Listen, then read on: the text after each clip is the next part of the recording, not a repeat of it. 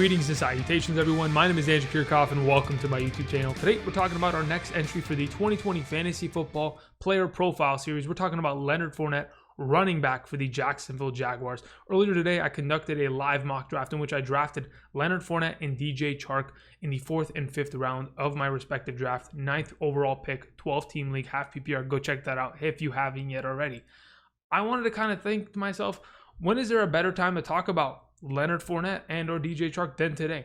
So that's exactly what I'm going to do. I'm going to talk to you guys about where I drafted them, why I think the value that I got these specific players at is such an incredible spot as of this moment in time in the fantasy landscape, especially in a half PPR scoring format. I'm going to give you guys my thought process on what I expect Leonard Fournette to potentially produce going into the 2020 season, and why the statistics that he's produced just in 2019 gives me a lot of confidence in his potential. So before we begin today's video, let me remind all of you, subscribe to the channel, click the bell notification button to stay up to date on my latest content. Don't forget, go down to the comment section, let me know any other guys you want me to cover in player profiles. I know Le'Veon Bell, James Conner, DJ Moore, Allen Robinson, Devontae Parker's of the world, OBJs, Robert Woods. Those are all coming down the pike. If there's anybody else that you guys want me to cover, let me know. I will absolutely do that. Outside of that, the only thing I need to remind you guys, August 10th, and I'm sure that you guys remember because I've said it so often, August 10th will be the release of my 2020 Fantasy Football Draft Guide. I will talk about it a little bit later down in the weekend, which I'll give you guys a little bit more of an idea on what exactly is involved in this draft guide and where you can find it in order to help you guys out for the 2020 fantasy football season. All right, either way, don't forget to click the like button, and we're off in a way. Let's talk about Leonard Fournette. Leonard Fournette's an interesting prospect. Again, I mentioned that I picked him up in the 4th round of my respective draft, and to be honest, that's kind of ridiculous considering the fact that Leonard Fournette finished as the number 9 running back in fantasy football last season. I mean, just looking at his statistics alone, I can't believe this guy's going into the 4th round. 265 total rushing attempts, 1,152 rushing yards, 3 rushing touchdowns. Sure, extremely low. It's going to improve. 100 targets, 76 receptions, 522 receiving yards, 0 receiving touchdowns, of course, but 221.4 fantasy points in a 15-game season. If he had played 15 games, he was on pace to finish as the number 8 running back. He would have just basically jumped and leapfrogged Mark Ingram. But if Mark Ingram played, okay, regardless. I mean, it's pretty ridiculous statistics.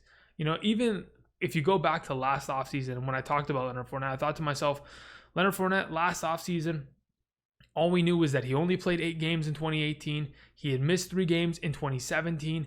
Missing 9 games in the first 2 seasons of your NFL career, not something you want to do. On top of it, was only averaging 3.6 yards per carry in the first 2 seasons. I mean, sure, his 16 touchdowns, his 21.86 touches per game, those were the enticing statistics. But either way, Leonard Fournette was being valued about where he is right now last offseason. And the fact of the matter is, there's a whole difference of 221.4 fantasy points that leans me in the direction of drafting him rather than avoiding him.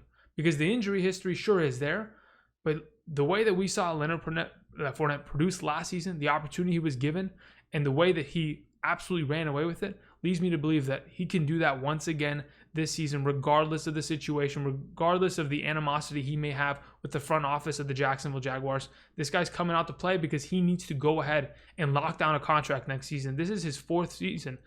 He doesn't have a new contract yet. He's got to be able to play this year and earn it, just like Derrick Henry did last season.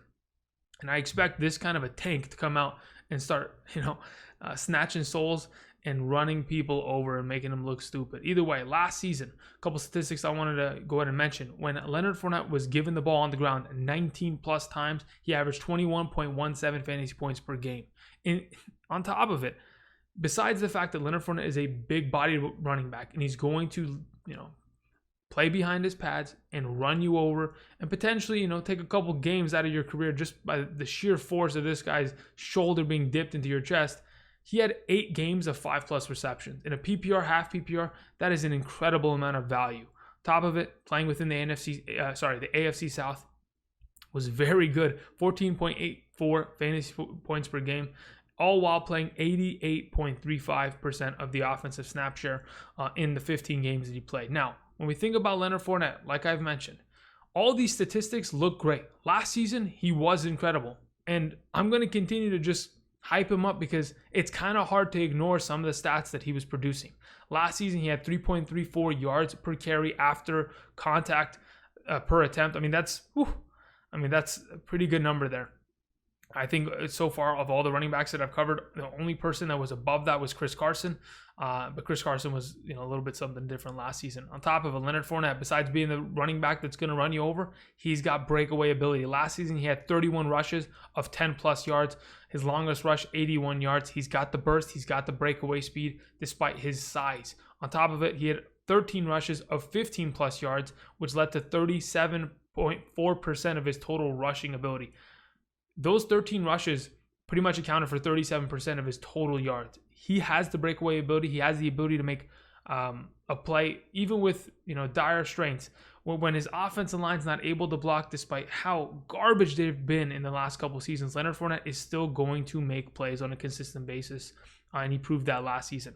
On top of it, besides being a back that's going to run you over, a back that's going to be able to burst away with speed, he has the elusiveness in the backfield, the ability to make one cut. He avoided 42 tackles on rushing attempts and 24 tackles on receptions. I mean, this is a guy that was number 5 in forced missed tackles last season amongst all running backs. That is an incredible stat. On top of it, besides the fact that he averaged less than 4 yards per carry his first 2 years in the league, he improved that number with a worse offensive line, like I mentioned. He improved it from, I think it was 3.9 to 3.3 to now 4.3 yards per carry.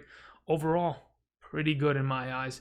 He's only improving as the years go on. On top of it, like I mentioned, he's gotten a lot of work in the passing game. Last season, he ran 483 total routes. He averaged 1.08 yards per route run. Incredible number. He had the 5th most targets amongst all running backs last season with 80 catchable passes, only 4 drops.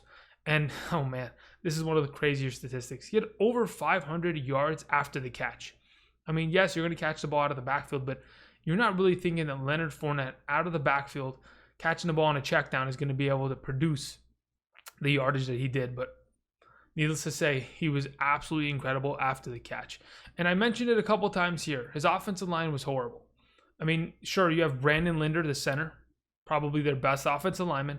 To the left of him, they have Andrew Norwell that they brought over from the Carolina Panthers. Outside of that, AJ Cann, Cam Robinson, these are just guys that aren't getting it done. And they obviously weren't able to produce last season. I mean, when I looked at their grades from last season that PFF put out, they weren't able to cut it in the running game yet. Leonard Fournette's rushing yards improved tenfold for some reason. And even with Leonard Fournette being a running back that a lot of teams know, as soon as he's in the backfield, they're probably running the ball with him. If they're in any sort of I formation, single back set, doesn't matter. If Gardner Minshew's under center, they're most likely going to hand the ball off to Leonard Fournette.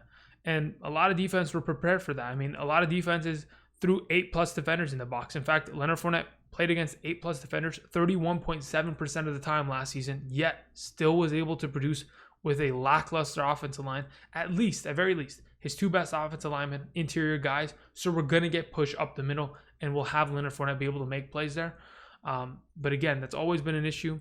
And until they improve it, which they haven't in a while, they didn't draft anybody, they didn't bring anybody in free agent-wise, it's going to be an unfortunate turn of events. So here's the thing. Here's the difference between why I prefer Leonard Fournette more than a lot of these other running backs and why I think he's extremely undervalued. Besides the fact that Leonard Fournette touched the ball. I mean, what's the statistic again? 76 times through the air and 265 times on the ground. I mean, anytime that you surpass 300 touches in general, 300 touches is a great mark. Anytime you pass that mark, you're good to go. But the fact that this guy averaged, I mean, the amount of touches per game that he was ripping off last season was incredible.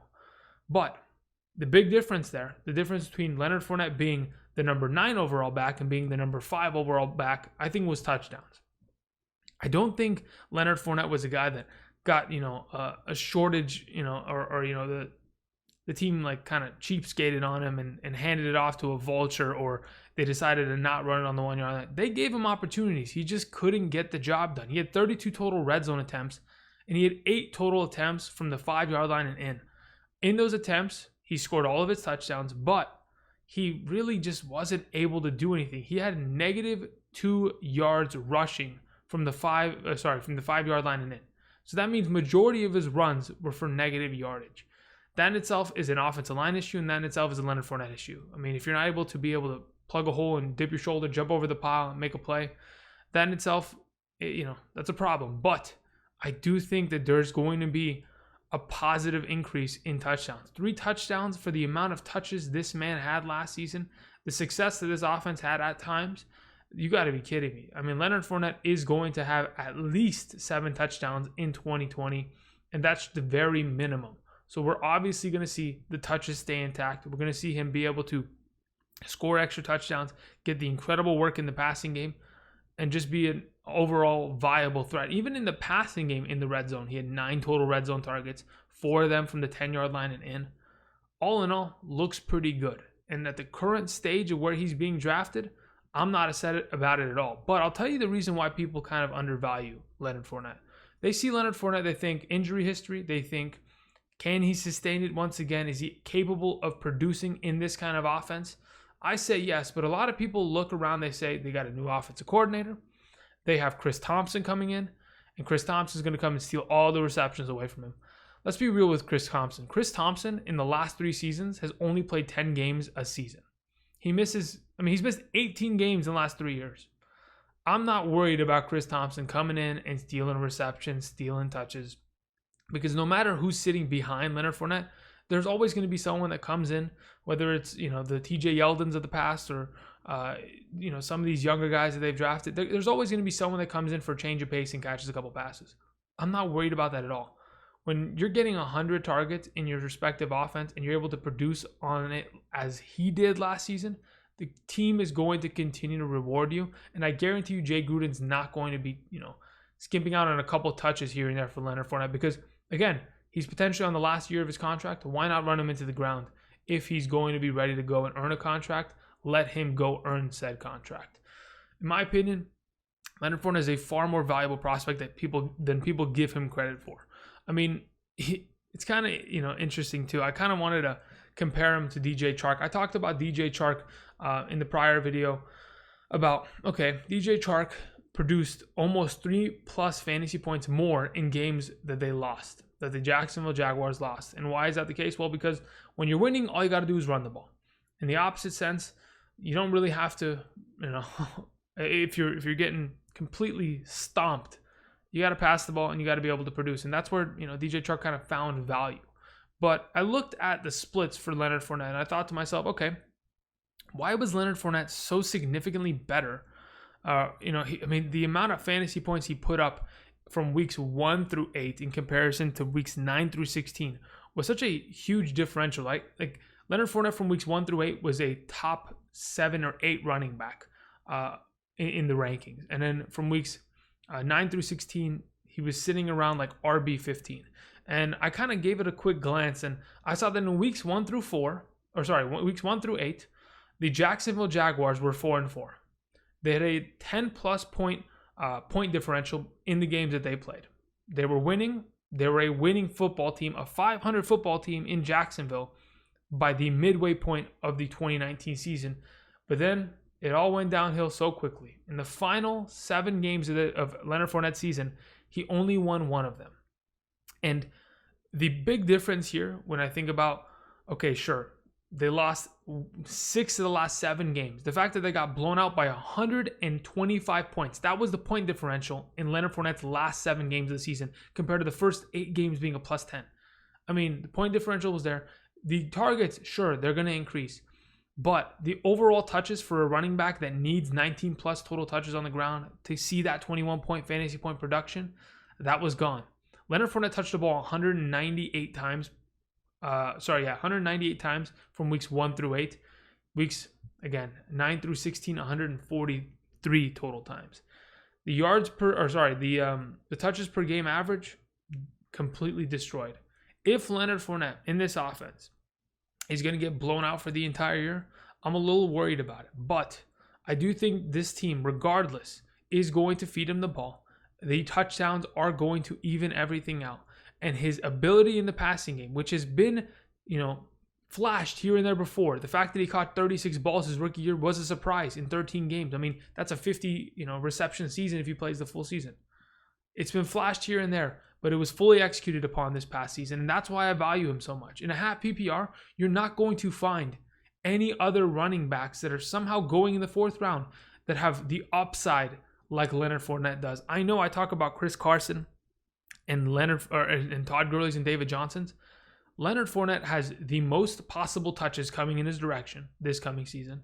He is one of, if not the only offensive piece outside of him and DJ Chark. They're the only guys that are going to be touching the ball at a premium for this Jacksonville team. When we look at, the Falcons, they got Julio's and Calvin Ridley's. When we look at the Seahawks, DK Metcalf and Tyler Lockett are going to always be, taking touches here and there. There are so many other teams with so many other prospects that are going to have to be fed. But when we look at Leonard Fournette, he is the end-all be-all for this offense. He's the guy that they're going to streamline, and they're going to let him run away with the job. And I expect him to absolutely be able to do so in 2020. That's why I have so much confidence in Leonard Fournette. Let me know what you guys think down in the comment section. Let me know if you think that Leonard Fournette, whether you're going to take him, if he's available to you in the 4th round, 3rd round. Let me know what you guys think. I personally have a lot of confidence in Leonard Fournette. I mean, both of us are bald right here. There's a lot of glitter coming off both of our domes. And, the bald brothers, we got to stay together. So I'm all in on the Leonard Fournette train going into 2020. I'm excited about his potential. Let me know what you guys think. Again, don't forget, click the like button down below. I really do appreciate it. Let me know what you guys think down in the comment section. And until next time, we'll be talking about a variety of other topics, different players, strategies, sleepers, etc. Thank you, everybody, and I'll see you guys. Peace.